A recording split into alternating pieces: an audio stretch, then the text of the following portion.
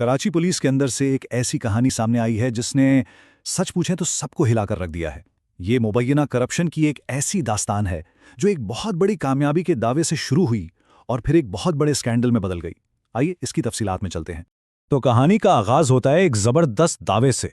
ऐसा दावा जो किसी भी पुलिस फोर्स के लिए बहुत बड़ी कामयाबी हो। कराची पुलिस ने बड़े फख्र से ऐलान किया कि उन्होंने 28 करोड़ रुपए मालियत की मंशियात पकड़ी हैं।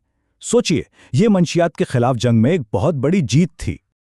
लेकिन ये कामयाबी का जश्न ज्यादा देर नहीं चल सका। बहुत जल्द एक सनसनीखेज इल्जाम ने सब कुछ बदल कर रख दिया। दावा ये किया गया कि ये 28 करोड़ की मंशियात कहीं नहीं गईं, बल्कि मुबैना तौर पर सिर्फ 5 करोड़ रुपए में वापस उन्हीं डीलर्स को बेच दी गईं। तो आखिर ये हुआ कैसे? एक इतनी बड़ी कामयाबी एक बदनाम जमाना स्कैंडल में कैसे बदल गई? चलिए इस कहानी की तहों को खोलते हैं और देखते हैं कि इसके बाद क्या कार्रवाई हुई। अच्छा, इस स्कैंडल को समझने के लिए हमें पहले इस सरकारी कहानी को जानना होगा जो सबको बताई गई थी।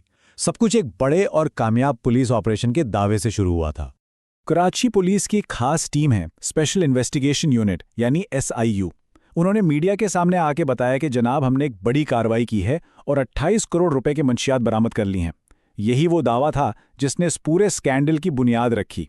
तो फिर असल में इल्जाम था क्या और इस मुबैना खेल में कौन कौन से बड़े नाम शामिल थे? आइए अब पर्दे के पीछे की कहानी जानते हैं। इल्जाम बिल्कुल सीधा और साफ था, लेकिन बहुत संगीन। SIU के कुछ अहलकारों ने 508 किलोग्राम चरस और आइस जो उन्होंने पकड़ी थी, मुबैना तौर पर वापस उन्हीं मंशियात फरोशों को बेच दी। अब सवाल ये है कि ये किया किसने? जो नाम सामने आए हैं उनमें हैं DSP वासिफ कुरैशी और सब इंस्पेक्टर एजाज भट्ट, जिन्हें फौरी तौर पर मुअत्तल भी कर दिया गया। और जराये के मुताबिक एक कांस्टेबल रहमत का नाम भी इस मामले में लिया जा रहा है। जाहिर है, जब इतने संगीन इल्जामात पुलिस पर ही लग जाएं तो हुकूमत कैसे रद्द-ए-अमल देती है। चलिए देखते हैं कि इस स्कैंडल के सामने आने पर हुकूमती ईवानों के क्या हलचल मची। ये मामला इतना संगीन था कि ये सीधा सूबे की आला तरीन क़यादत तक पहुंचा।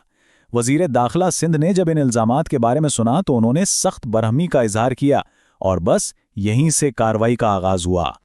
हुकूमत का रद्द-ए-अमल तेज और फैसलाकुन था। वज़ीर दाखिला की बुरामी के फौरन बाद एक बाकायदा इंक्वायरी का हुक्म दे दिया गया।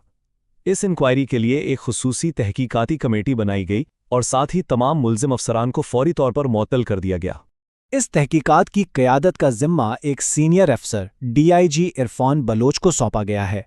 इतने आला ओहदे के ऑफिसर की तैनाती इस बात का सबूत है कि हुक्काम इस मामले की तह तक पहुंचने का इरादा रखते हैं। तो अब तहकीकात शुरू हो चुकी हैं। आगे क्या होने वाला है और इस स्कैंडल के दूररस नताइज क्या हो सकते हैं? देखिए, ये कहानी अभी ख़त्म नहीं हुई। तहकीकात जारी हैं और हुक्काम ने वाज़ेह इशारा दिया है कि ये सिर्फ शुरुआत हो सकती है। मज़ीद पुलिस अफसरान की गिरफ्तारियों का भी इम्कान है, जिसका मतलब है कि ये स्कैंडल अभी और भी बड़ा हो सकता है। और आखिर में ये स्कैंडल एक बहुत बुनियादी और संगीन सवाल छोड़ जाता है। जब कानून के मुहाफिज ही मुबैना तौर पर मुजरिम बन जाएं तो अवाम का एतमाद इदारे पर कैसे बहाल होगा? ये एक ऐसा सवाल है जिसका जवाब पूरे निज़ाम के लिए अहम है।